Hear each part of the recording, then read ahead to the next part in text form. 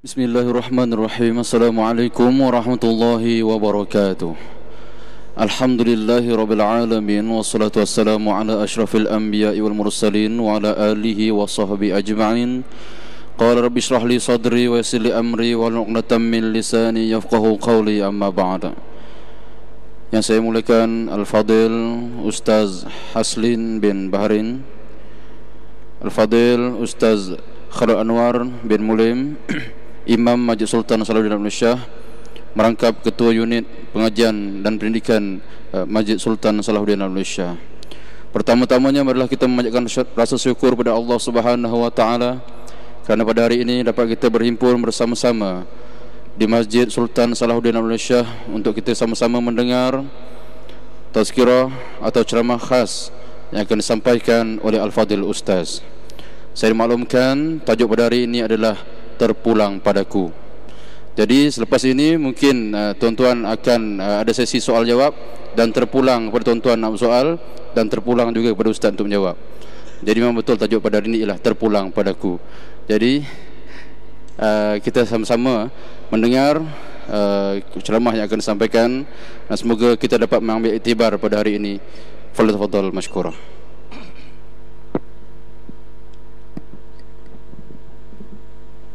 Assalamualaikum warahmatullahi ta'ala wabarakatuh. Fa innal hamdalillah nahmaduhu wa nasta'inuhu wa nastaghfiruhu wa nastahdihi wa na'udzu billahi min shururi anfusina wa min sayyiati a'malina. Man yahdihillahu fala mudilla lahu wa man yudlilhu fala hadiya lahu. Ashhadu an la ilaha illallah wahdahu la syarika lahu wa ashhadu anna Muhammadan abduhu wa rasuluh. Allahumma salli wa sallim wa barik ala sayyidina Muhammad wa ala alihi wa ashabihi wa man istanna bi sunnatihi ila yaumiddin, amma ba'd. Allahumma rabbi shrah li sadri wa yassir li amri wa hlul 'uqdatam min lisani yafqahu qawli. Allahumma rabbi yassir wa la tu'assir. Allahumma rabbi bashir wa la tunaffir. Allahumma rabbi tammim bil khairi, la hawla wa la quwwata illa billahil aliyyil azim. Qala Allah ta'ala a'udzu billahi minasy syaithanir rajim. Ya ayyuhalladzina amanu taqullaha wal tanzur nafsum ma qaddamat lighadin wattaqullaha Inna Allaha khabirum bima ta'malun. Wa la takunu kalladzina nasullaha fa'ansahum anfusahum ulaika humul fasiqun. Sadaqallahul azim. Terima kasih sahabat pengusi berbahagia Sakhira Anwar, tuan imam kita, khususnya tuan-tuan dan puan-puan muslimin muslimat, hadirin hadirat yang dirahmati Allah sekalian. Alhamdulillah, syukur kita kehadrat Allah Subhanahu wa taala kerana dengan limpah dan kurnianya maka pada petang ini sempena kita menunggu ketibaan sahibul muhtaram Ustaz Azhar Idrus pada malam ini akan dimulakan lepas kuliah maghrib mubasyaratan insya-Allah, yang mana kita isikan kekosongan antara Aisyah ataupun lepas asar ke maghrib ini, iaitu dengan tazkirah yang saya akan sampaikan insya-Allah.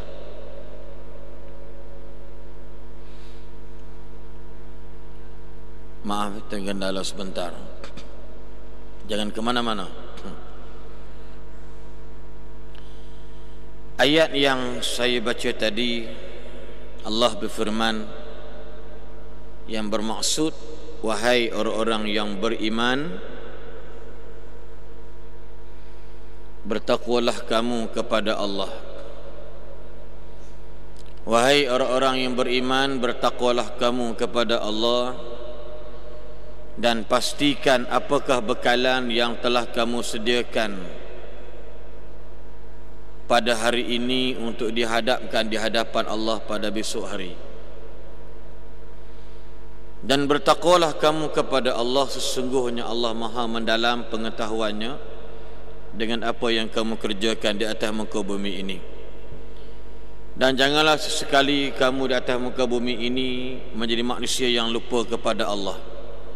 Allah akan lupakan kamu, dan orang-orang yang sedemikian itu adalah orang-orang yang fasik. Ibnu Mas'ud dalam menterjemahkan tentang yang dikatakan taqwa itu, antara lainnya ialah melaksanakan perintah Allah dan meninggalkan larangan-larangan Allah. Sepintas lalu saya sebut, iaitu berkata Sayyidina Ali radhiyallahu an, bertakwa itu ialah iaitu takut kepada Allah, takut kepada Allah dengan sebenar-benar ketakutan, yakni bertakwa kepada Allah dengan sebenar-benar ketakwaan. Yang keduanya ialah al-amalu bit-tanzil, beramal dengan apa yang Allah turunkan. Saya nak talentkan atau nak sebut kalimah taqwa ini di definition dia, iaitu dengan apa yang saya akan sampaikan menurut kitab, iaitu al-Islam war-raddu ala hurriyatil fikri, iaitu Islam dan penolakan ke atas golongan-golongan yang berfikiran bebas, iaitu yang dikarang oleh Syekh Abdullah Al-Khatib hafizahullah, yang mana disebut oleh Sayyidina Ali radhiyallahu an, yang dikatakan taqwa ialah takut Allah. Bila sebut takut Allah, inilah salah satu ciri-ciri orang yang bernama hamba Allah. Ciri-ciri hamba Allah, dia mesti takut Allah. Ciri-ciri hamba Allah, dia mesti beriman dengan Allah walau sekelumit masa sekalipun. Kerana hamba itu, definition dia atau pengertiannya ada 3, iaitu disebut oleh Dr. Abu Bakar Al-Jazair. Dia kata bila sebut tentang hamba ialah ada 3. Yang pertamanya iaitu al-hubbu. Jadi hamba ini ialah mesti ada syarat al-hubbu. Kenapa jadi hamba Allah? Sebab kita cinta. Jadi hamba Allah kerana cinta. Kenapa kita salat asar? Sebab kita cinta Allah. Dan berbalik kepada orang yang tak salat asar, yang tak salat fardu, dia memang tak cinta Allah. Ini penting kalimah sebagai seorang yang dikatakan hamba, mesti ada al-hubbu, cinta.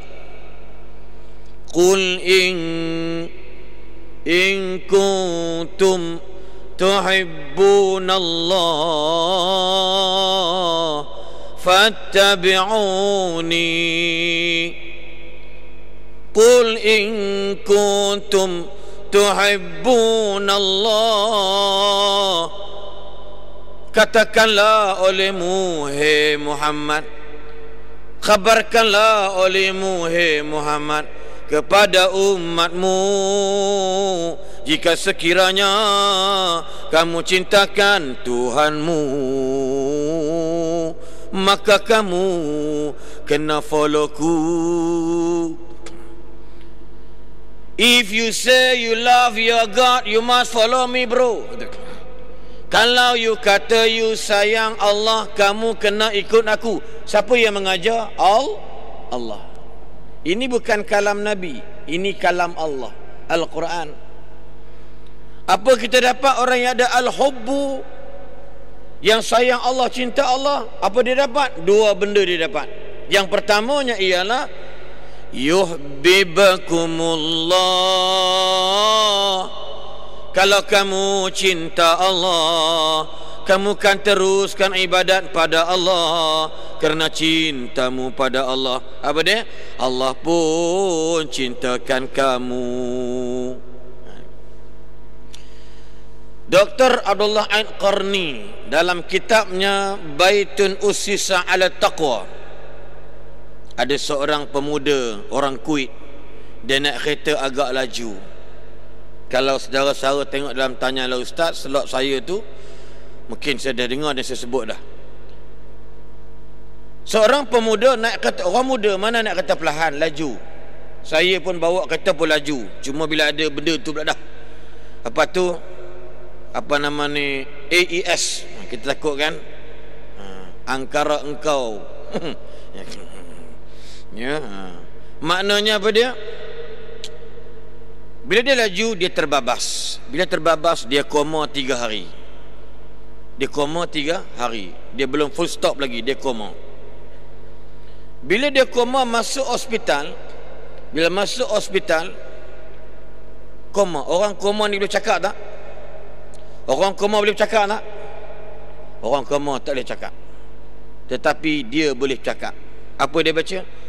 Alhamdulillahi Rabbil Alamin Ar-Rahmanir Rahim Maliki Yaumiddin Iyyaka na'budu wa iyyaka nasta'in Ihdinas siratal mustaqim Siratal ladzina an'amta alaihim Ghairil maghdubi alaihim waladdallin. Doktor, jururawat, kaum kerabat semua terkejut. Sebab apa? Orang koma, dah confirm koma, tiba-tiba dia boleh baca Al-Quran sehingga dia kembali ke rahmatullah. Dan dikhabarkan kepada Syekh Dr. Abdullah Ain Qarni, inilah budak ni, walaupun dia bujang tak kahwin lagi, tetapi dia dalam radio dia, dalam kaset TV, kereta dia, rumah dia, dia minat dengar imam-imam Mekah membaca Al-Quran jadi imam. Maka Tuhan balas balik dia, matilah keadaan dia baca Al-Quran. Qul in kuntum tuhibbunallah fattabi'uni yuhibbukumullah wa yaghfir lakum dhunubakum. Allah cintakan kamu kalau kamu cintakan Allah, yang pertama. Yang kedua, pasti Allah ampunkan dosa kamu. Dia mati dalam keadaan la ilaha illallah. Dr. Abdullah Ain Qarni pun sebut dalam kitab yang sama cerita pengalaman beliau.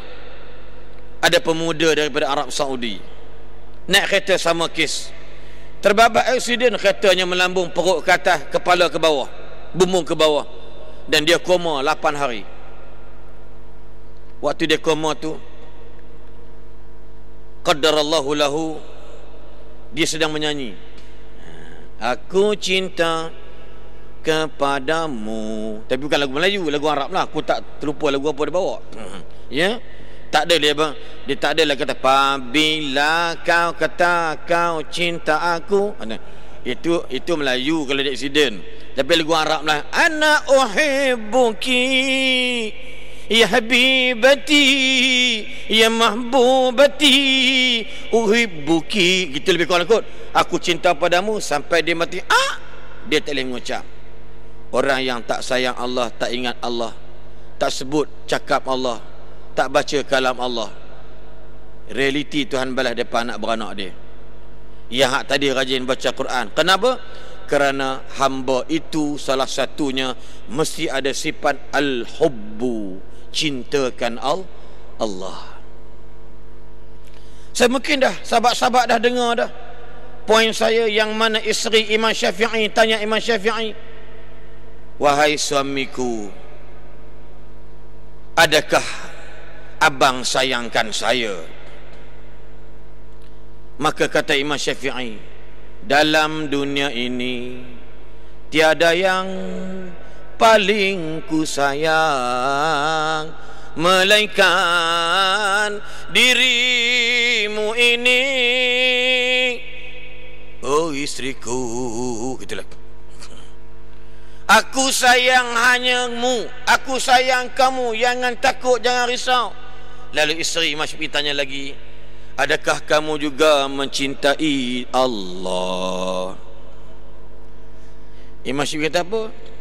Memanglah Allah yang paling ku cintai, Kerana ku cintakan Allah, ku sayangkan makhluknya ini. Kerana Allah ku cintai, kerana Allah ku sayangi, lalu makhluk ini pun aku wajib peliharai. Bukan kau saja wahai isteriku, semua makhluk Allah ku sayangi, kerana Dia yang mencipta segala yang diciptakannya. Tengok tuan-tuan, kenapa dia ada al-hubbu? Yang pertama syarat, orang yang bertakwa mesti kena gemblengkan seluruh mandatory, majority, maksimal mungkin kehidupannya hanya kerana Allah.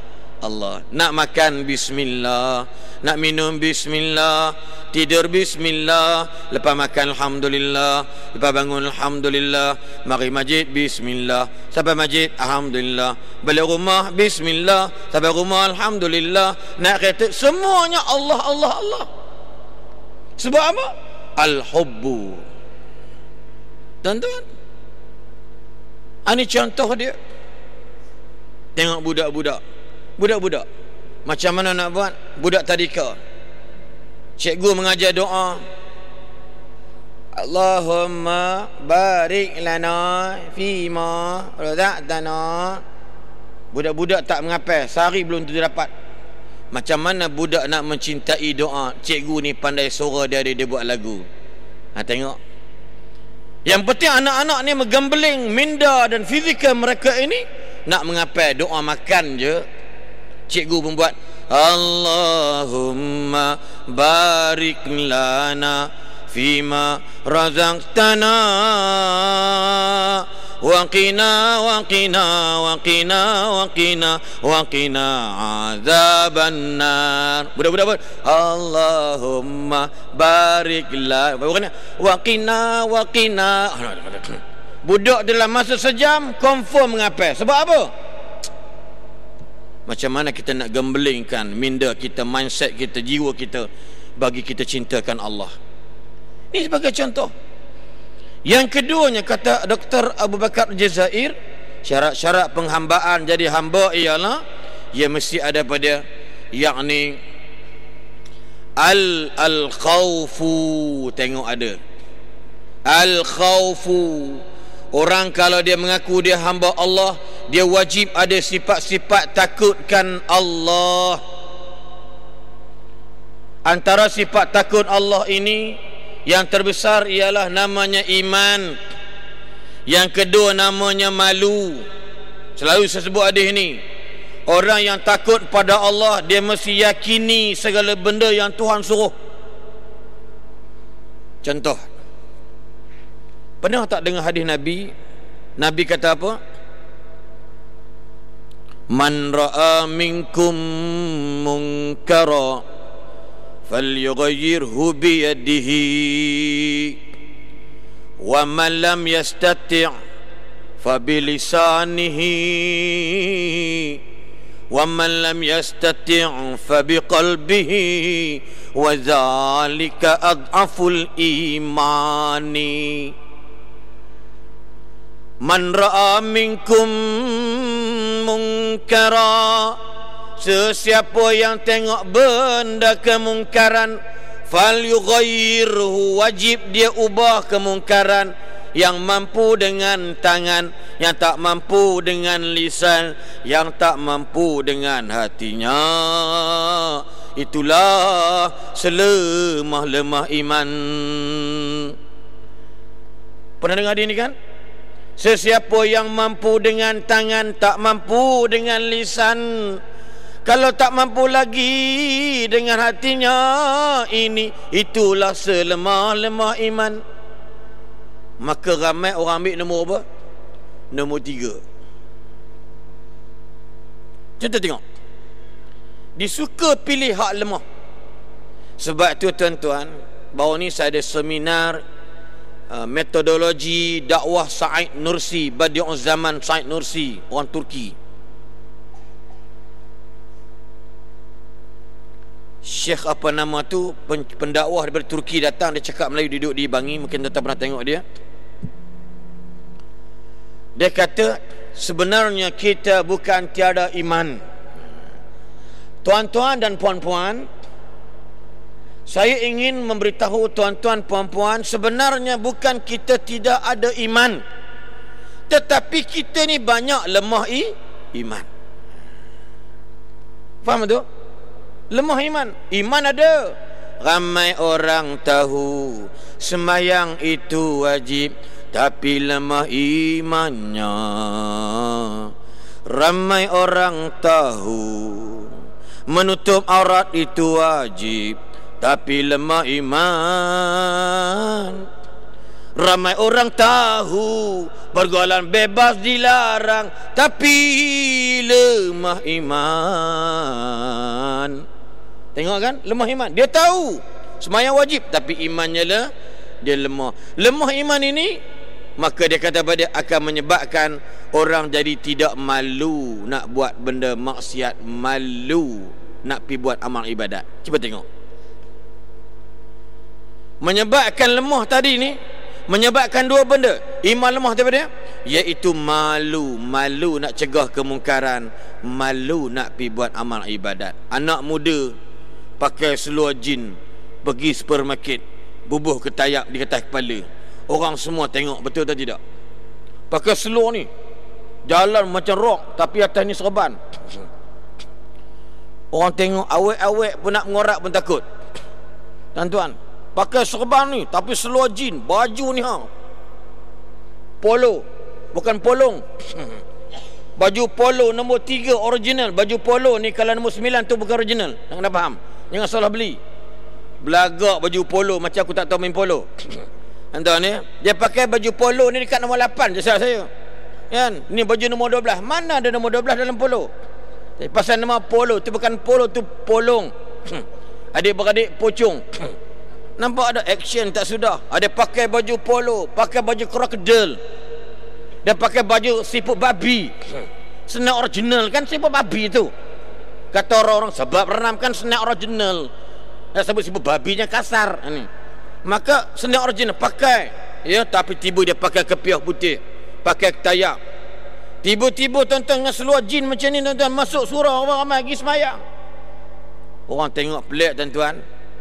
Tapi kalau jenis tak malu, dia tak malu nak buat amal ibadat. Nampak tak? Jenis tak malu, dia tak malu nak buat amal ibadat. Tuan-tuan kena faham. Tapi sayang, malu nak buat amal ibadat. Ada manusia datang jumpa saya. Bila saya tengok dia dah berubah, dia kata apa? Saya baru berubah ustaz bulan Ramadan baru ni. Saya pakai tudung ni baru bulan Ramadan baru ni. Saya kata congratulations. Bagus, bagus. Itu pun kerana rakan saya meninggal dunia. Itu kerana rakan pejabat saya meninggal dunia. Entah kenapa air mata saya mengalir hibah. Sedangkan dia bukan saudaraku, dia bukan pakwaku, bukan kekasihku, bukan pak menakan aku. Dia tu rakan pejabat. Saya tengok muka dia, mukanya manis Ustaz, orangnya bujang Ustaz, mukanya cantik. Bila mati bulan Ramadan 10 malam 10 takhir. Balik-balik saya bagi tahu kat suami saya, bang, I ingat I nak tutup aurat lah bang. Apa suami dia kata? Bagus, bagus. Sebenarnya I pun suka sangat you pakai tutup aurat, tapi I rasa segan nak tegur you. Nampak suami? Al-manququ wahyun. Itu fatwa baru tu. Maknanya suami segan bukan tidak ada iman, tapi suami lemah iman. Sebab apa? Sebab dia tak ada al-khawfu ilallah. Itu syarat-syarat hamba. Nombor 3 apa dia? Ar-raja'u. Apa raja'? Bukan raja' pas sembuh kedai Sri Kasim tu, bukan. Jangan salah faham, ramai pergi lepas ceramah mereka Ustaz kata ambil raja' baru jadi hamba baik. Untung ini baguslah itu Ustaz. Dapat komisen aku. Ya, maknanya apa dia? Ar-raja' your dream, impian. You buat amal ibadat, you mesti ada impian, betul atau tidak? Ya ayyuhalladzina amanu hal adullukum ala tijaratin tujikum min azabin alim. Hei orang-orang yang beriman, tak aku tunjukkan kepada kamu satu bisnes yang menyebabkan kamu selamat daripada api neraka. Tu'minuna billahi wa rasulih wa tujahiduna fi sabilillah, sampai habis. Makna beriman dengan Allah, beriman dengan Nabi, berjihad dengan harta kamu, dengan diri kamu, dengan tenaga kamu. Allah akan belikan kamu dengan syurga. Nampak? Dia mesti ada impian. Ar-raja makna ada impian. Saudara-saudara, mari sini. Malam ni kan ada bola. Pergilah. Malam ni bola, tak apalah, bola tu dia tengok bola pun insya-Allah dia mari semayang. Okey lah pak. Dulu nak cari orang tengok bola nak semayang, minta maaf bro. Sekarang dia mari semayang tuan-tuan. Ya? Bola. Nampak? Kadang-kadang terlupa Allahu Akbar tu bola. Tayang fil alim majid bola kan. Nak cerita gua jangan marah pula. Man dia tengok bola-bola tapi jangan tak semayang. Tiba-tiba dengar maghrib dekat sana ada orang azan. Allahu Akbar, Allahu Akbar. Semaya. Solat. Wano. Kalau kita tak solat, mu kalah malam ni. Dia pun solat, dia semayang. Lepas semayang maghrib tu, dia bangun solat hajat. Assalamualaikum. Kita semayang hajat lah, minta kelatan menang. Biar ATA kalah pada muka. Ada. Salah hajat. Ya Allah, bagi kelatan menang. Tak mustahil. Ya, dengan syarat biarlah janganlah peringkat dia buat maksiat dalam tengok bola. Dia tak boleh main judi. Dia tak boleh ambil peluang buat benda yang tidak baik. Nak tengok bola je. Sahabat-sahabat kat sini pun dengar ceramah. Masing-masing ada impian. Kita semayang ada impian kita. Kita lepas solat kita berdoa. Ya Allah, aku ni banyak salah ya Allah. Tadi saya dengar doa Radio Hakim. Ustaz apa lupa nama dia biasa je, tak ada, cuma musical punya doa. Muzik ding ding ding ding ding ding ding ding ding. Ya Allah, Engkaulah yang Maha Pengasih. Ding ding ding ding ding ding ding ding ding ding ding ding. Tong dong dong dong dong. Sesungguhnya aku ni ada lemah ya Allah. Aku lemah ya Allah. Aku mengharapkan ampunmu ya. Neng dong deng dong dong dong dong. Sonok juga kan? Gini sampai. Saya mengantuk daripada mengajar Bandar Seri Masar pergi airport, jemaah haji pergi haji. Dengar masya-Allah. Saya pun menitik mata dengar doa. Sebab apa? Doa itu harapan. Hamba Allah tak putus dari berdoa kepada Tuhannya agar impiannya tercapai jua. Anak-anak ambil periksa PMR, JK semua ambil. Ambil PMR, SPR, ambil PSPM. Dia berdoa, ya Allah. Sebab apa? Impian yang dapat kejayaan. Maka waktu itu Allah kata pada Ud'uni astajib lakum. Mintalah doa ke aku kan bagi dekat kamu apa yang kamu minta. Sahabat Nabi datang jumpa Nabi, ya Rasulullah, hamba doa dah banyak hari dah, hamba minta banyak kali tapi hari sampai keluar tak dapat. Hamba nak give up dah, doa banyak sangat tapi Tuhan tak bagi. Apa kata Nabi? La taqnatu bidu'aikum ilallah. Jangan kamu putus asa dengan doa kamu kepada Allah. Mungkin hari ini tak dapat, tunggu mungkin anak cucu kamu dapat. Yang penting kamu dapat. Tuan-tuan, subhanallah. Yang penting pada ni doa pun malah. Ya Allah, man. Gitu je. Imam pun malas. Tapi kalau imam ni tidaklah jelas dengar. Ada kat kampung tu zikir Allahu la ilaha illallah qadir. Itu je. Baik, tak payah main-main. Lana subhanallah, bunyi macam gambus buat dia. Alhamdulillah, Allah terbur. Doa Allah amin. Orang gejut tengok.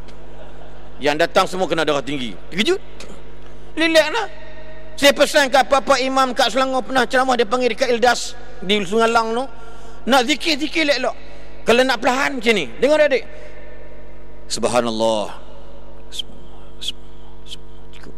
Jangan kuat langsung.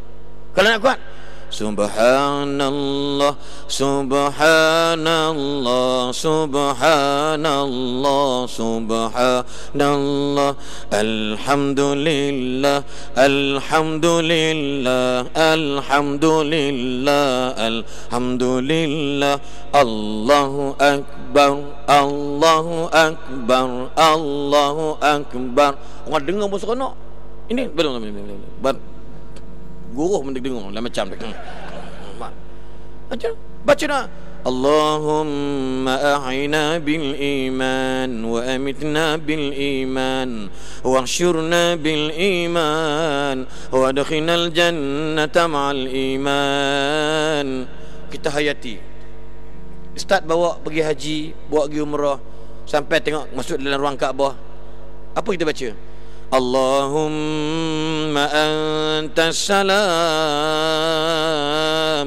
wa minkas salam wa ilaika ya'udus salam fahayyina rabbana bisalam wa adkhinal jannata daras salam tabarakta rabbana wa ta'alait ya dzal jalali wal ikram. Makcik-makcik belakang semua menangis. Dekat Malaysia dia haram tak menangis, sebab imam laju benar. Allah minta selam ke selam. Apa selam? Ya, tengok orang talbiyah. Talbiyah aja mudah aja. Labbaik Allahumma labbaik, labbaik la syarika lak labbaik, innal hamda wan ni'mata. Wallahi ustaz bawa makcik-makcik belakang pakat menangis. Sebab apa? उसके दिल के अंदर पागल नहीं है. बड़ा बड़ा मुश्किल आज बहुत आदमी है, उसके दिल बहुत बहुत पागल हो गया है. Banyak manusia masalah kan ni, banyak orang dalaman jadi gila. Pi sana benda satu je, nak buat benda baik. Anak bini tinggal atau anak-anak tinggal, cucu tinggal, sampai-sampai tu labbaik Allahumma labbaik, labbaik la syarika lak labbaik, innal hamda wan ni'mata lak wal mulk la syarika lak labbaik Allahumma labbaik. Orang semua menangis. Bunyi maju. Wow. Nampak? Semua menangis. Siapa-siapa yang tak menangis ketika tawaf, mula-mula tawaf dekat Kaabah, hati dia memang qasiyatul qalbi, hati dia keras sungguh. Siapa ulama kata you kena paksa your eye, you kena feeling yang you banyak dosa dengan Allah. Menangis. Artis pun menangis. Nangis dia. Walaupun dia balik menari semacam juga. Tuan-tuan, dia maknanya sampai sana apa dia? Ni hati manusia. Sebab apa? Hamba yang takut pada Allah. 3 benda tadi kan. Dan hujungnya kata Allah, wal tanzur nafsum ma qaddamat lighad. Adik-adik, sahabat-sahabat sekalian, kita wajib kena checklist every day. Apa bakalan kita nak dibawa besok kepada Allah. Apa mana besok? Lepas hidup mati, itu besok. Yang kedua, apa mana besok? Besok hari ni 20, besok dah 1. Tapi yang paling hakiki, what is the meaning of tomorrow? Tomorrow after death. James Bond said, yes, we agree with him, tomorrow never die, but we will die. The problem, we don't know how and when, which we want to die. So apa preparation kita depan Allah? Apa Allah tanya? Apa Allah tanya? awwalu ma yuhasabu 'inda Allah yaumal qiyamati as-salat.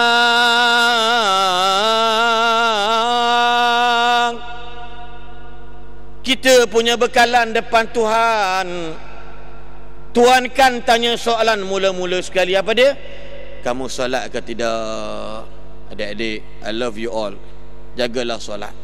Itulah hamba yang hebat, takutkan Allah. Dan apa kata Allah? Ingat, siapa-siapa yang tak takut aku tahu apa yang dia buat dekat dunia dulu. Jangan dia jadi manusia lupa kepada aku. Pasti aku lupa dekat dia balik. Mereka itu adalah orang-orang yang fasik. Na'udzubillah min dzalik. Muslimin muslimat yang dirahmati Allah sekalian, cuba tengok. Sebab tu orang barat, sebab tu hari ni, baru ni berapa bulan yang lalu, ada Mak Saleh, orang putih orang barat, dia buat filem hina Nabi Muhammad kaki sek. Sebelum tu dekat Perancis filem fitnah, hina Islam dan umat Islam. Sebelum tu karikatur Denmark, buat kartun hina serban Nabi, buat daripada bom skat misai atas kepala dia. Dalam video-video game, Kaabah dijadikan ending game tersebut. Buka pintu Multazam, buka pintu Kaabah, ada perempuan cantik dalam tu. Tengok, budak-budak kita cium, main tembak, cium. Panglima tadi ni dengan cross, ada cross, dia pakai cross. Ujung sekali pintu Multazam tu bertulisan Allah, Rasulullah, Bismillah, terang-terang dalam video game. Buka pintu, hero tu dapat perempuan cantik, Liman buat lari, maka yes, I winner. Game over. Anak-anak kita main, kita pakat main seronok. Tuan-tuan, yang baru-baru ni pula ada orang kata bila kita melaksanakan hukum Allah, menyebabkan kemungkinan besar kita akan kehilangan kerja. Na'udzubillah min dzalik. Ini semua bentuk-bentuk penghinaan kepada Nabi SAW. Inilah yang dipanggil oleh Syekh Abdullah Al-Khatib, iaitu orang-orang yang digelar sebagai hurriyatul fikri, orang yang bebas dalam pemikiran mereka. Siapakah golongan hurriyatul fikri ini, kata Syekh Abdullah Al-Khatib dalam kitabnya Al-Islamu Warraddu ala Hurriyatil Fikrah, ya, Islam dan poin-poin untuk berhujah menentang golongan-golongan yang berfikiran terbuka, berfikiran bebas, atau dalam bahasa kita open minded. Kita faham lain, dia faham kod lain. Tuan-tuan, antaranya kata beliau ialah, yang pertamanya iaitu golongan ini, dia apa dia buat? Dia nak menggugurkan agama secara sepenuhnya daripada masyarakat. Apa dia contoh dia bagi? Yang pertamanya, menjauhkan agama daripada pendidikan. Awas sahabat-sahabat sekalian, golongan kita tak bincang golongan pluralism, sekularism, kumpulan Hinduism, kumpulan kapitalism, sampai nak sebut terkacip gigi. Golongan mudah aja hurriyatul fikri, orang yang bebas berfikir. Apa dia? Dia berusaha antaranya, yang pertama, menggugurkan agama secara sepenuhnya, totaliti daripada pegangan masyarakat. Ini kalau dia tahu program macam ni, dia mesti jealous sajalah jealousnya. Apa ciri-ciri dia atau antara ingredient dia? Yang pertama ialah menjauhkan agama daripada pendidikan. Sebab tu, na'udzubillah, ada di kalangan masyarakat Islam kita, dia pulun pendidikan akademik, tapi yang agama dia buat acuh tak acuh saja. Agama hantar sekolah, hanya nak lepas apa orang kata kalau tak sekolah. Balik rumah, anak-anak tak solat. Balik rumah anak-anak perempuan tak berpakaian menutup aurat. Mak yang menghantar anak ke sekolah pun togel-bogel. Bapa yang hantar anak sekolah pakai seluar pendek. Okeylah sikit dia hantar juga sekolah agama. Ini ada yang tak hantar agama. Kalau bab-bab mengenai akademik, bukan kata haram mengajar akademik, tetapi keutamaan itu yang sebenarnya ialah belajar agama. Orang-orang pemikiran terbuka, pemikiran bebas, hurriyatul fikri, dia telah merancang bahawasanya jangan ada pendidikan agama dalam pelajaran masyarakat. Saya pernah sekali berceramah dengan kumpulan doktor-doktor Islam. Ada seminar dengan doktor-doktor Islam. Saya dipanggil dekat sebuah hospital. Seorang doktor pakar, dia tunjuk slide video. Slide tersebut dia tayangnya gambar kemaluan perempuan. Dia tayang gambar kemaluan aja. Nampak macam tak kemaluan pun ada. Sebab ada budak tu dah mati, dia belah. Dan dia ambilnya, minta maaf, dia ambilnya buah dada tu sebiji, dia belahnya puting budak perempuan tadi. Budak dah mati dah. Maka dia buat kaji lebih kurang. Nak ceritanya budak ni mati umur 23 tahun, gadis sunti yang cantik, gebu ni, budak ni putih. Mati adalah kerana dia telah menggugurkan anak yang dikandung umur lebih kurang 4 bulan nak masuk 5 bulan. Kerana dia nak dipinang oleh orang lain. Dia takut pecah temelang. Dia jumpa doktor, salah sebuah doktor yang menggugurkan anak tadi. Akhirnya Tuhan balas dekat dia sakit kemaluan. Dan doktor diagnos bahawa budak ni sakit sekian. Tidak diberikan keperincian, yakni budak ni pernah bersalin bla bla bla lebih kurang. Akhirnya dapat disiasat, budak ni mati. Maka doktor pakar bedah mayat ni, dia kata angkara siapa saya dah tahu dah. Ini angkara doktor-doktor yang di kalangan orang Melayu kita. Kami dah tubuh jawatan khas doktor Melayu yang buat macam ni. Kenapa ada cerdik, pandai, golongan intelektual, golongan educated, yang committed, bukan committed? Mereka mengaji tinggi, high level, high education, tetapi sayang mereka buruk dan jijik agama mereka. Lalu giliran saya pun naik 10 minit je bagi cakap. Datang Kuala Selangor dekat 2 jam, pergi ke hospital tersebut 10 minit dapat cakap. Minta maaf, saya kata, saya yakin, jangan marah kalau tak betul, tolong tegur. Jangan marah doktor-doktor. Sesungguhnya saya yakin silibus atau subjek agama tidak ada dalam pendidikan perubatan di negara kita. Hatta mungkin di negara-negara luar tidak ada subjek agama tentang ilmu kedoktoran. Apa yang boleh, apa yang tak boleh. Lepas giliran saya, ada seorang pakar, doktor pakar, mengaji pensyarah kanan sebuah universiti di Malaysia. Dia naik, dia pegang, dia kata apa? Ustaz Haslin, saya setuju 100% apa yang disebut Ustaz Haslin. Kerana apabila kita jauh daripada agama, maka kita tak takut dosa dengan Allah. Dan untuk pengetahuan Ustaz, kata dia, saya sekarang sedang membukukan satu buku silibus agama untuk dimasukkan dalam subjek pendidikan perubatan di Malaysia. Tuan-tuan faham tak maksud saya?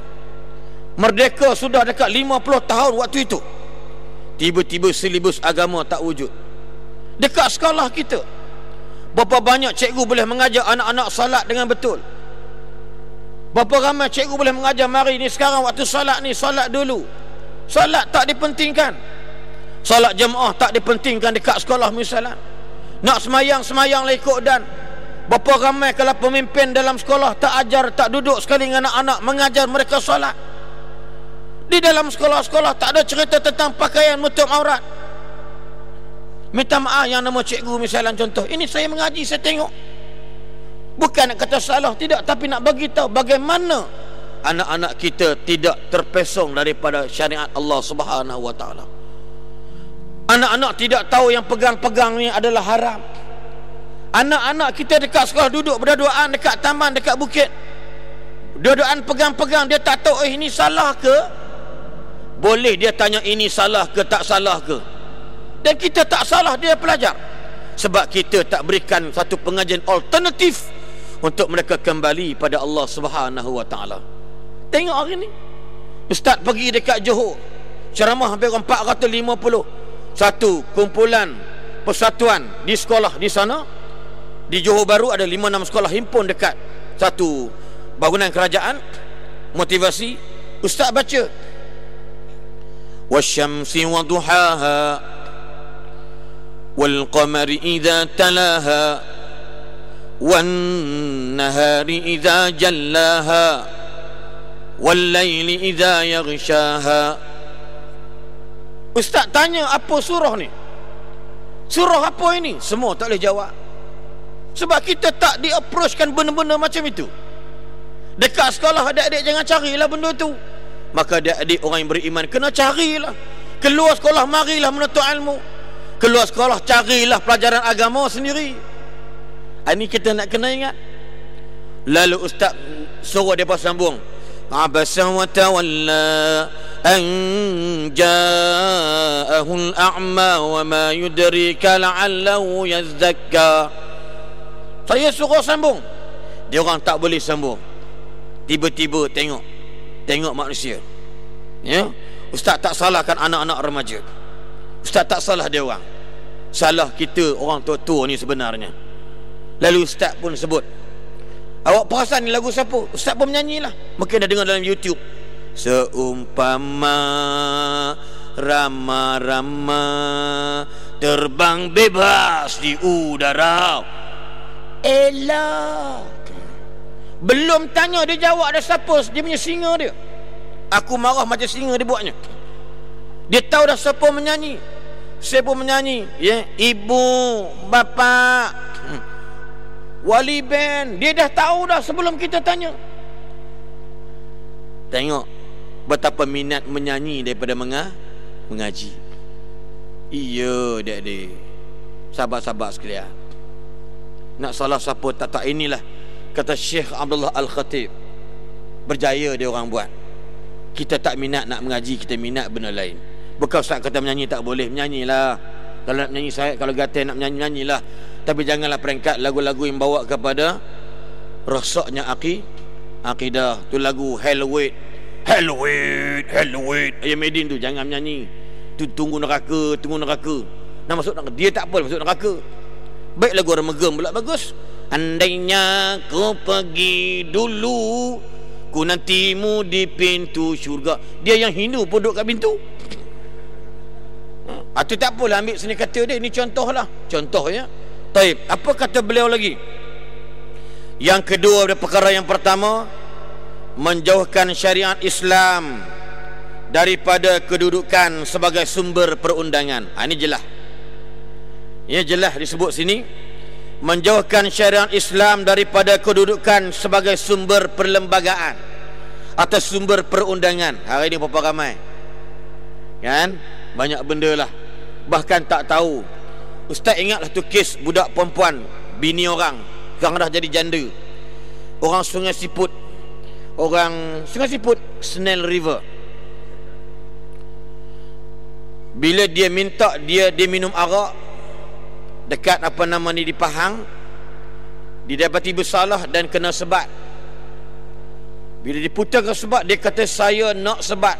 Sebablah saya di kalangan orang ramai. Saya bertaubat biar saya kena sebat. Waktu itu kena 8 rotan ke begitu lebih kurang. Bangunlah orang perempuan, kalau mahkamah sebat juga, kami akan tuntut hak asasi wanita. Siapa bercakap? Orang Islam. Sebab dia tak malu. Dia tak malu dengan Allah. If you don't want, aku benda tak lupa dah orang putih.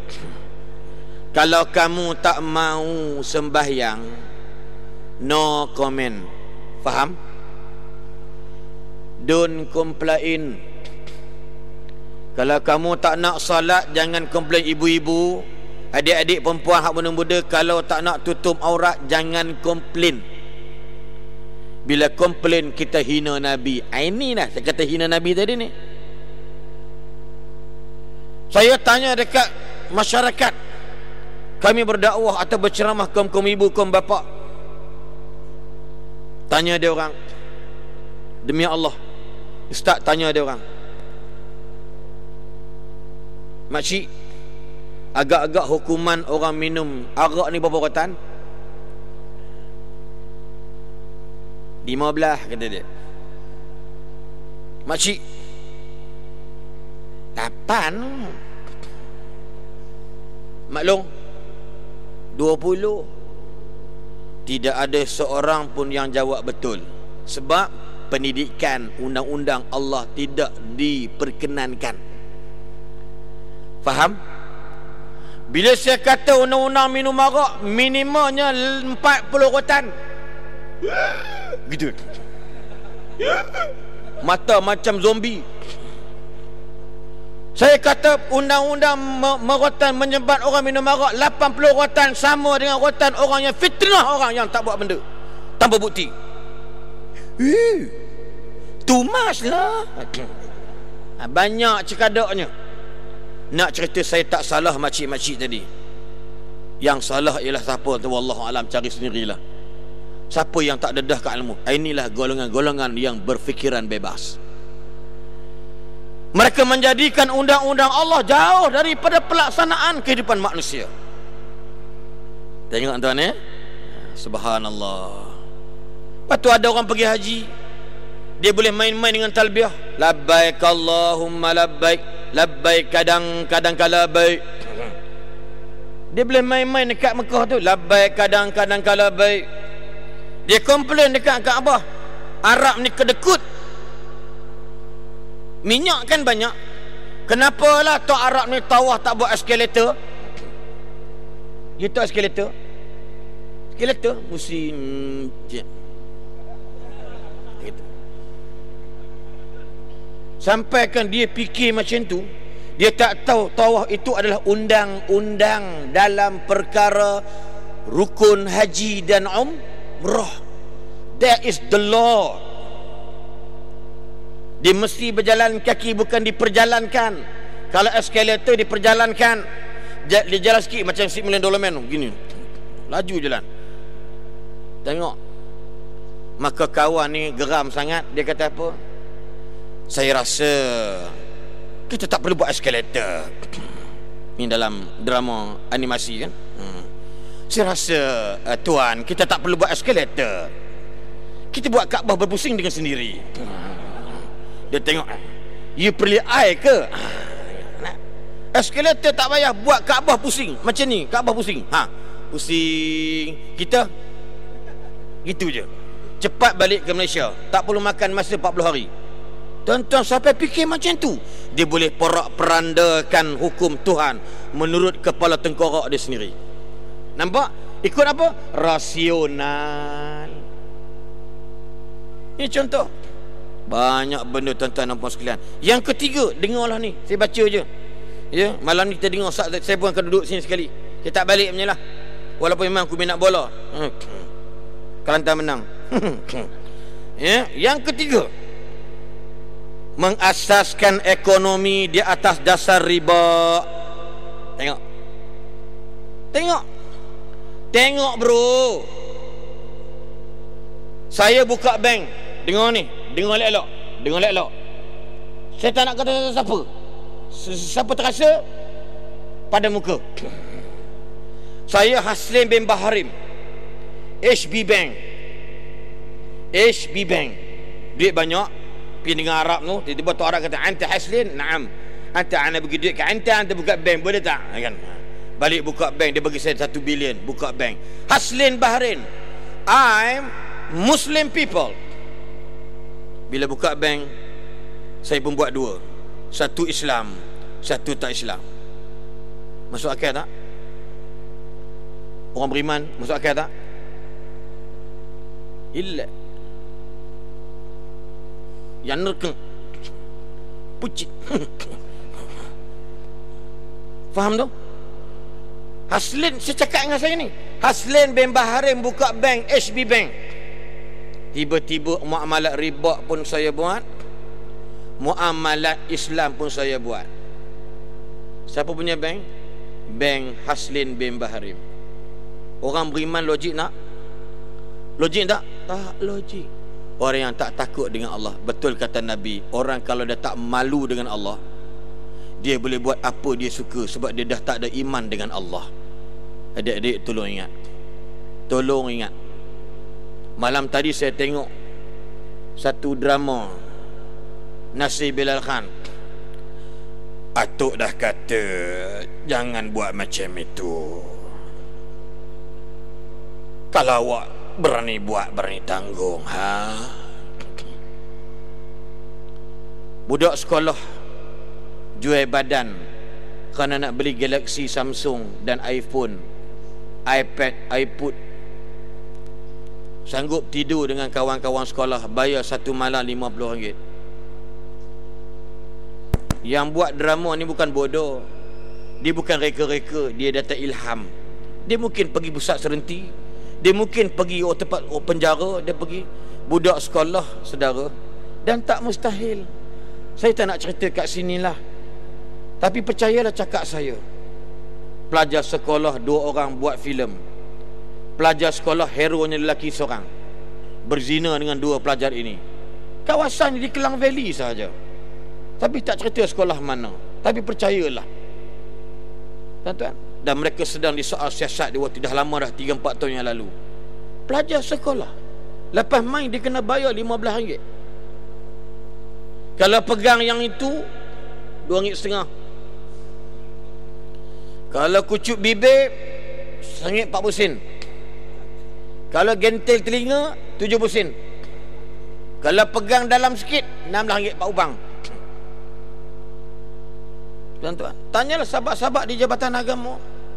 Adik-adik belajar benda ni bukan untuk kita buat benda ambil iktibar sampai hina macam tu orang kita. Sebab apa? Allahu Akbar. Di pusat serenti sahabatku mengajar ke sana, dia pergi mengajar wanita. Ketika mengajar, dia pun berkata lebih kurang, tiba-tiba seorang wanita membuka butang bajunya. Dibuka bajunya, dia letak buah dadanya di atas meja. Kawan saya mengajak, Astagfirullahalazim. Bila kawan tak layan, dia suruh kawan sebelah buka lagi. Dia buka lagi, Ustaz, Astagfirullahalazim. 20 minit kata sahabat saya kat saya, aku pun berhenti ceramah. Aku bukan tak tahan, aku rasa nak pergi terajang budak dorang ni.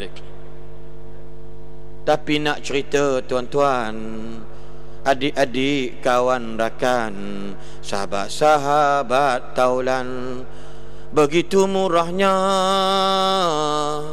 maruah kita, dan hilang malu dengan yang maha kuasa. Begitu rendahnya maruah umat Islam kini terhadap diri sendiri. Begitu rendah maruah kita sehingga diperkotak-katikkan oleh musuhnya. Oh Tuhan, berikanlah hidayat-Mu kepada diri kami di masjid ini. Jangan ikut mereka seperti apa yang dilakukannya.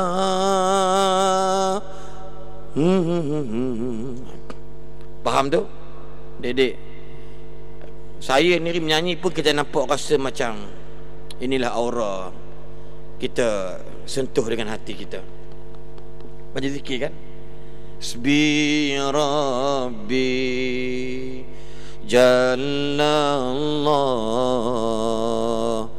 ma fi qalbi ghairullah. Adik-adik, kalau you sebutkan selalu, you pejam mata padam, you teringat you buat salah dengan mak you, you teringat you buat salah dengan adik-beradik you, salah dengan Allah, you pejam, confirm. Hello, orang dalam penjara boleh menangis dengan zikir macam ni je. La ilaha illallah, la ilaha illallah, la ilaha illallah, Muhammadun Rasulullah. Ya Dzal Jalali wal Ikram, Ya Dzal Jalali wal Ikram, Ya Dzal Jalali wal Ikram. Amitna ala dinil Islam. Adik-adik, demi Allah, ustaz masuk dalam penjara, orang penjara banduan boleh menangis. Kenapa dekat luar dia tak menangis? Masa dia menangis, saya pun kata, alangkah indahnya tangisan ini, bukan di sini tapi di luar sana. Lagi dia menangis, dia tahu saya kutuk dia orang. Apa kita buat? Hasbi Rabbi. Tuan-tuan, dah tak ada suara dah, semua pakat menangis. Sebab apa? Buta mata, tak nampak jalan di dunia, buta hati. Sambung sendiri. Bila dah buta mata, di luar dia buta mata, dalam baru dia celik hati, baru dia nak menangis. Tapi alhamdulillah, dia masih ada jalan untuk kembali pada Allah. Orang banduan boleh menangis. Menangis, dia peluk-peluk, naik takut. Yang seorang tu perogol, takut saya, dia rogolnya kita. Sukanya kau Mamat. Ha? Menanguk. Tua dah tuan-tuan, umur dekat 67 tahun. Tua. Ustaz, saya banyak salah Ustaz. Menangis. Isteri saya tu lepas minta cerai dengan saya Ustaz. Anak saya tak datang tengok saya Ustaz. Saya pun sebab menangis sekali. Allah, pakcik, sabar je lah. Nak buat macam mana? Saya pun teriak macam aku lah bersalah macam tu. Ngaku-aku je banduan waktu tu. Dah tak nampak beza. Aku dengan banduan sama je. Muka macam Bangladesh juga lebih kurang. Bangladesh pun gitu. Ha? Macam kura-kura. Bukan faham sangat pun, tapi dia rasa dengar zikrullah. Tengok, bermula azan subuh di sini, ayang ala salat,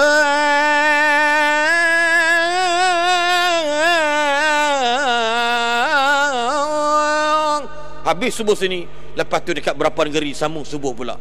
Mana azan tak pernah terputus di atas muka bumi ini. Sebab kita disatu oleh Allah dengan kalimah tauhid, la ilaha illallah.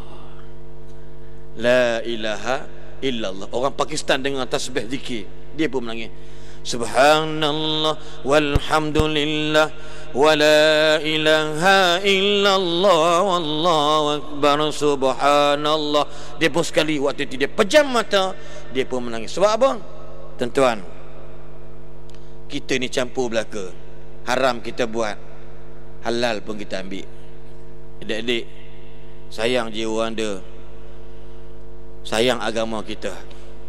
Adik-adik nak main bola, mainlah. Adik-adik nak menyanyi, menyanyilah.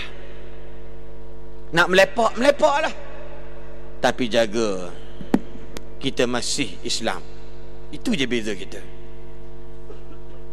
Kan Allah kata apa? وَابْتَغِ فِيمَا آتَاكَ اللَّهُ الدَّارَ الْآخِرَةَ ولا تنس نصيبك من الدنيا وأحسن كما أحسن الله إليك.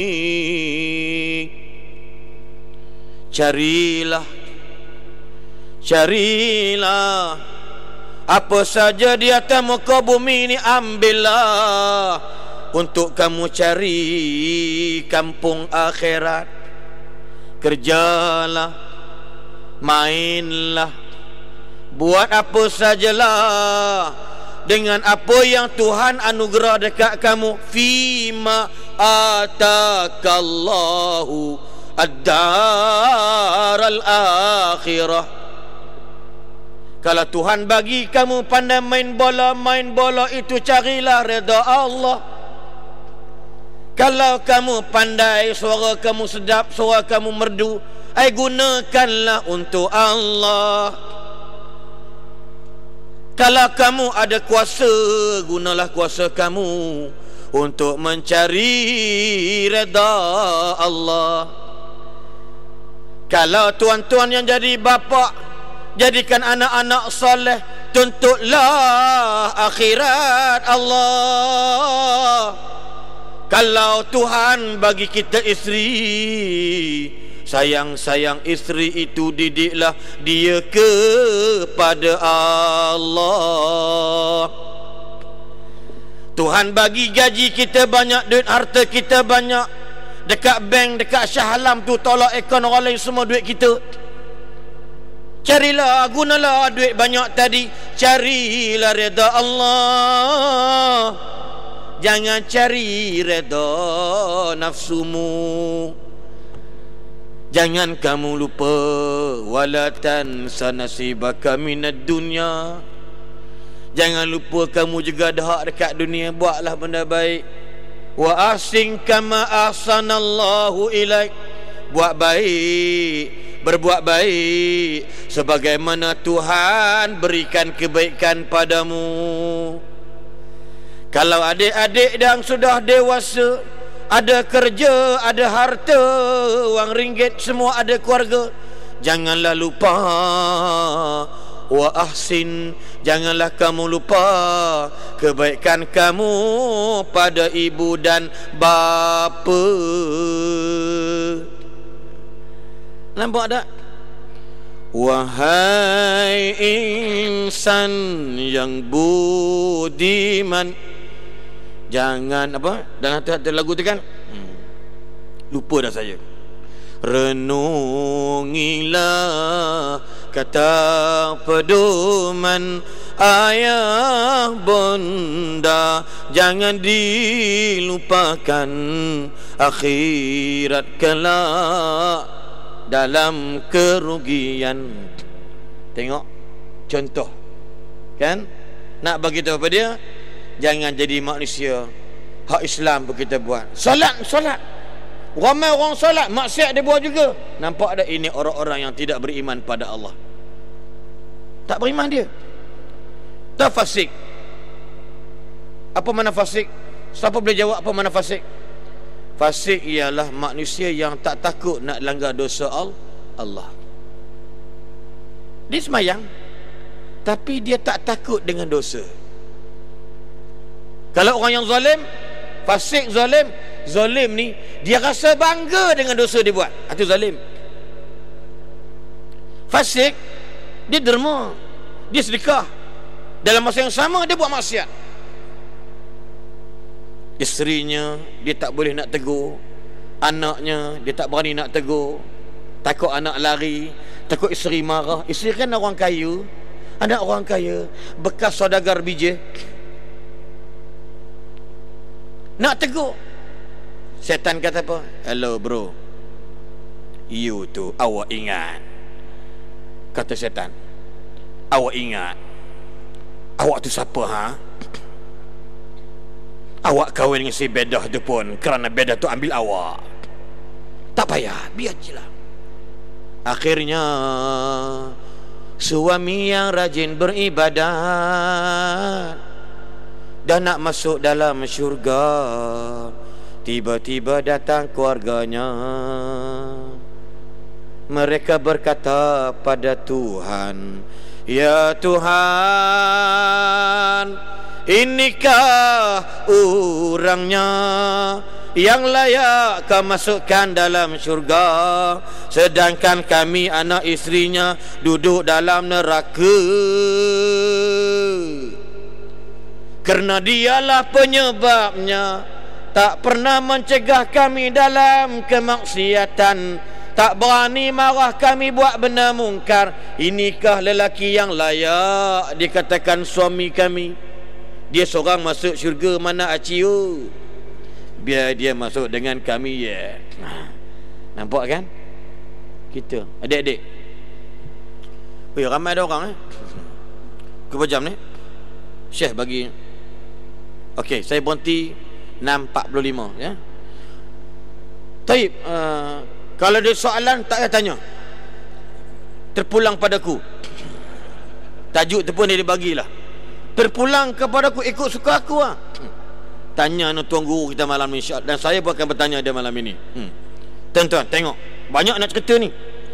Kemudian seterusnya dia kata apa dia? Yang kedua, akan ada 3 tadi ni.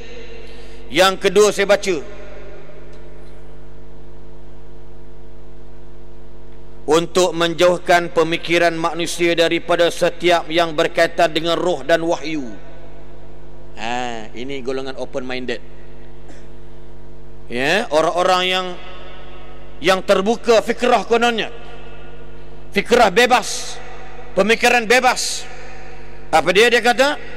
Iaitu untuk menjauhkan pemikiran manusia daripada setiap yang berkaitan dengan roh dan wahyu dan alam ghaib. Kenapa alam ghaib? Tahu alam ghaib? Wah, dia tak nampak, sorry. Masya Allah. Masih. Apalah alam ghaib? Alam ghaib benda yang kita tak nampak tapi wajib kita imannya. Apa dia? Dosa pahala, nampak? Tak nampak. Jin, kena percaya ke dia? Dia ada. Tapi yang paling ketara, malaikatullah, para malaikat Allah. Maka dia orang punya peranan supaya menjauhkan. Adik-adik, ramai orang kita tak boleh nak menghafal 10 nama malaikat. Siapa yang cikgu di sini, ya, jangan tanya budak sekolah kebangsaan, tanya sekolah menengah. Tanya siapa ke malaikat. Boleh saya tanya sini? Bangun seorang dua. Gini, dandan kepala macam kuro-kuro, hilang kepala, nampak baju je. Tak nampak malaikat mana? Mana malaikat? Mana? Tak ada pun. Dia main-main dengan malaikat tu, atuk sepupu dia ke? Banyak cekadaknya. Tapi dia boleh main-main sebab apa? Del tu pagal he, kan? Del tu pagal he, ha. Kan? Bila hati dah gila, apa benda pun dia boleh buat. Allahu Akbar, tuan-tuan. Itu antara yang kedua. Dia kata apa lagi? Mata start berabun. Dan jauh daripada segala ikatan dengan akhlak. Tengok, dia orang dah rancang lama. Yang Syekh kitab ni bukan hidup, bukan mana baru lahir tahun lepas. 20 tahun lama dah. Bagaimana Zionis punya perancangan, antara apa dia? Menjauhkan pemikiran manusia daripada setiap yang berkaitan dengan roh, wahyu dan alam ghaib, dan menjauhkan mereka daripada segala ikatan dengan akhlak yang berkaitan dengan akhlak. Jangan malu-malu nak minum arak. Jangan malu-malu nak cakap lucah. Jangan malu-malu nak buka aurat. Jangan malu-malu tak nak semayang. Nampak tak? Akhlak. Inna likulli dinin khuluqa. Sesungguhnya setiap agama ada karakternya. Setiap agama ada akhlaknya. Wa khuluqul islami al-haya. Akhlak Islam itu ialah ada sifat malu. Subhanallah. Ya. Subhanallah. Yang ketiga, yang terakhir, lagi 4 minit. Ni sudden death, ya. Yang ketiga, kata Syekh Abdullah Al-Khatib, untuk memartabatkan keturunan akal. Untuk memartabatkan ketuanan akal. Ustaz tulis, Ustaz tadi baca, kan pelik. Ni dah lama tulis benar, buku ni pun korang jumpa dekat belakang bonek. Baca ni. Ni buku-buku lama tuan ni. Bacalah, kadang-kadang kita tulis, kita tak sempat nak komputerkan, ada kita tempat maklum kita nak PA nak buat tu pun kadang-kadang susah juga kan. Untuk memartabatkan ketuanan akal kebendaan. Tengok, memartabatkan kebendaan. Benda jadi tuan, bukan hukum jadi tuan. Sebab tu bila orang kahwin dia buat apa tanya? Kerjanya apa? Nanya orang Parit. Yang meminangnya orang-orang Selangor. Orang Tengah budi bicara bekas angkatan tentera. Yang orang Selangor ni pun tentera juga. Bila nak minang orang Botek, nanya siapa kawan-kawan lama. Ada Sarjan Din contohlah. Tengah duduk sembang-sembang orang perempuan menanya. Maknya menanya, orang lelaki Selangornya kerjanya apa? Kawan ni jawab, pak, awak pun lupa. Anak mikir kerja apa? Engineer. Anak orang Selangor ni kerjanya engineer. Kata belah perempuan, kerja engineer nak kahwin dengan anak saya? Bukan engineer, dia faham engineer tu yang kerja kelapa tu. Itu engineer, bukan engineer. Dia faham engineer yang apa? Mesin kelapa tu. Kan orang Selangor kan banyak apa ni kelapa-kelapa. Orang Botak jarang kelapa, dia padi banyak sana. Yang dorayan. Dia kata, engineer nak minang anak awak. Idak lah kita. Kata, engineer. Bunyi sama juga. Tapi tak apalah, nak buat macam mana? Jenis bengong. Dia tanya apa? Kebendaan. Ada orang tanya, saya minta maaf lah, saya nak tanya sikit lah, awak nak kahwin adik saya kan? Awak suka adik saya kan? Awak tahu tak adik saya tu lelaki ke perempuan? Kenapa? Dia bertakut kan? Yang minang tu lelaki. Perempuan lah bang. Kenapa? Pondan ke? Tidak. Adik saya bila kahwin dengan awak, awak yang akan menggantikan tempat saya. Ayah saya dah mati lama dah. Agak-agak awak boleh jaga tak adik? Boleh tak. Kerja saya okey, kata ada. Dia bercakap pun tentang ketuanannya benda. Sedangkan abang ipar nak daripada dia. Nak tanya sikit, salat ke tidak? Semayang ke tidak? Waktu itu gelabah tunang. Boleh tak maghrib nanti jadi imam untuk saya semayang? Agak-agak berani kita abang ipar, bekal abang ipar nak tanya. Tidak. Tak tanya siap-siap hari bulan. Dia baca-baca, Allahu Akbar. Gitu. Bismillahirrahmanirrahim. Alhamdulillah. Lepas tu apa? Dia tanya kita balik. Tak kenanya. Pengsan bakal abang ipar. Sawan babi mak mentua. Tak tahu tanya. Dia tak, sebab apa? Sebab orang-orang hurriyatul fikri, kata Syekh Abdullah Al-Khatib, mereka meletakkan, memartabatkan ketuanan akal kebendaan dan ketidakpercayaan kepada agama dan wahyu. Tak percaya. Ya ke mengaji agama pakai lebih kurang boleh ke bagi anak kita makan? Ini ada bapa di Malaysia cakap macam tu. Awak hantar anak awak, atuk marah. Bapa dia marah anak dia sebab anak dia hantar anak dia, cucu dia mengaji kat sekolah agama. Aku tahulah mengaji agama tu penting. Yang kau berhentikan sekolah kebangsaan, kau hantar sekolah tahfiz tu faham. Sekarang ni orang mengaji pun kerja payah dapat. Tengok apa je punya conclusion, result kepala otak dia. Ketuanan dia ialah kebendaan.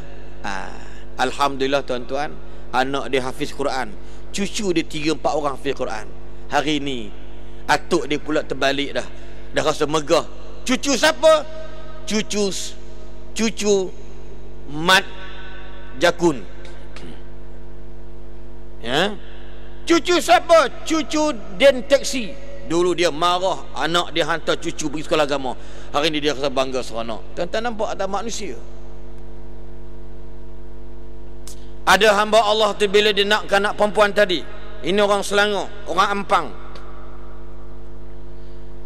Waktu tu mak mentua dia kata apa? Dia kerja kelang aja.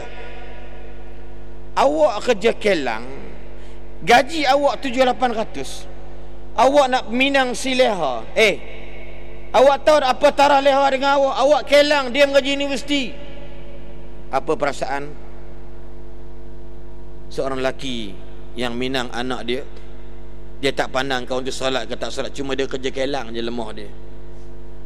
Awak kerja kelang berapa ratus awak dapat? Berapa boleh bagi ke anak? Gaji awak 900, sewa rumah berapa sekarang ni? Akhirnya tuan-tuan sekalian, anak ni berhenti kerja kelang, buka kelang sendiri, berjaya. Sampai hari ni dia berjaya. Itulah menantu yang paling mentua sayang. Ikut kepala tengkorak mak mentua tadi. Ada kenalan kita, dia tak benarkan mak mentua dia datang rumah dia. Ada. Kalau kau bedah nak kahwin dengan jantan tu, jangan pijak rumah aku lepas ni. Mak haramkan. Menangnya. Mak janganlah buat macam tu, mak. Beda cintakan si Leman, mak. Cinta tik kucing. Aku pun tak ingin pergi rumah korang. Bila Leman dah kaya, senang, datanglah mak daripada kampung. Ya, jenguk. Lalu Leman dah pesan dekat bini dia, Ling, I tak suka makhluk yang bernama mak awak tu pijak rumah I. I tak suka makhluk yang bernama mak awak tu dia datang kau dulu. Tiba-tiba once upon a time dia datang seorang diri. Assalamualaikum. Assalamualaikum. Salam. Mak. Ding ding ding ding ding ding ding. Mak. Beda. Ding ding ding ding ding ding ding ding ding. Beda, maafkan mak, beda. Mak banyak buat silap dengan si Leman. Mak jangan datang, mak. Leman haramkan mak pijak rumah Bedah, mak. Bukan Bedah tak nak bagi mak masuk, tapi rumah ni geran pun nama Leman. Telefon, bang, mak datang. Aku dah kata jangan bagi mak kau datang rumah aku. You tak faham ke? Mak, Leman tak bagi. Mak pun balik. Dalam bahasa kasar, padan muka kau. Dulu kau kutuk kawan tu. Sebab mereka, mak mentua tadi di-mindsetkan dengan Tuhannya itu kebendaan. Tolong adik-adik, wahai ibu-ibu. Tuan-tuan, saya ustaz datang meminang isteri ustaz sekarang ni. Yang sekarang lah. Yang sekarang ni. Ini kemarah. Jangan gelak, serius ni. Rumah tu tak datang, marah dia. Yang sekarang ni, apa kata bapak tiri dia? Sebelum tu ada orang Minang dah dia. Budak ni adalah, alhamdulillah lah, budak baik juga. Tiba-tiba yang datang Minang tu aku. Apa kata pak mentua? Aku ni, dia Jawa tapi duduk di Kedah. Ini Jawa, bukan Jawa sesat, Jawa betul. Dia cakap Kedah pure. Dia duduk di Sungai Korok di Kedah. Aku ni, si budak tu pun bagus juga. Tapi yang Pak Syekh ni, akulah aku. Yang Pak Syekh ni, aku tengok janggut dia smart pula. Itulah aku. Tak apalah, aku ambil, abah terima je lah. Rumah aku pun memang nak aku. Sebab aku ni kan ustaz dia, ngajar kat sekolah tu. Malulah, Ustaz Misali. Mana yang elok, sapu je. Bujang waktu tu, tak apalah. Cara bukan pergi mengorat, pergi duduk cinta dah, tak nak cinta. Ia pengaruh apa ni, pengetua yang kirakan. maka saya kahwin dengan dia. Waktu meminang, my auntie now, dia duduk dekat Subang Jaya. Hantaran dia 3,500. Saya adik-adik gaji masa pergi bertunang, saya ingat 300 je. Dalam akaun saya adik ada lebih kurang 1,600. Simpan sikit-sikit, makan kat sekolah asrama. Dengar 3,500. Tempoh 10 bulan. Garuk kepala bro. Dulu bukan macam hari ni. Habis buat apa? Buatlah mana patut. Akhirnya mak menekan kata, tak boleh kurang ke? 3,500 tu boleh tak kurang sikit? Pak mentua kata, nak kurang, entah apa, potong 500, 3,000. Malam tu dia kata kat my wife, Hawa, bajet kita lari patut 3,500. Sebelum dia make call, dia dah buat potongan, dah siap 3,000. Tak apalah tengok dia kata apa, tak apalah InsyaAllah dia tu ustaz, biar murah mahar dia, mas kahwin dia murah, InsyaAllah nanti suami Hawa akan berikan Hawa kekayaan dan kesenangan. Alhamdulillah. Orang yang tidak menjadikan benda itu sebagai tuan dan Tuhan. Saidina Ali pernah datang seorang lelaki, wahai Ali, tolonglah bagi tahu kat aku, anak aku ni aku nak kahwin dengan orang lelaki tu yang dia pun tak kenal, aku pun tak apa kenal dengan sahabat aja. Aku takut dia tidak mencintai anak aku, wahai Ali. Apa kata Ali? Saudara, orang itu syaratnya ada agama. Walaupun anakmu dia tidak cinta, tapi dia takkan pukul anakmu. Orang yang ada agama, dia takkan dera anakmu. Sabarlah sahabatku. Tengok, Ali dia yakin bila menjadikan agama sebagai tuan. Dan dia kata lagi pada penghujungnya, dalam setiap urusan kehidupan dan menolak agama sebagai penentu dan pencorak perjalanan hidup bermasyarakat. Ini kita kena ingat. Inilah mindset dia orang, hurriyatul fikri.